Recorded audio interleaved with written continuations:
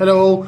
As a bit of fun, I've decided to go through and try all the chilies I can get my hands on. I was hoping my lovely wife over here would help me because she can handle much hotter stuff than me, but she told me to piss off. So, bit by bit we will go up, and of course I will be working my way up to the beautiful Carolina Reaper. These things are evil, but that's not yet. So to start with, I'm going to have a Serrano chili. I actually know nothing about these, and I don't know if they're hot or not, but we're going to find out. Bon appetit.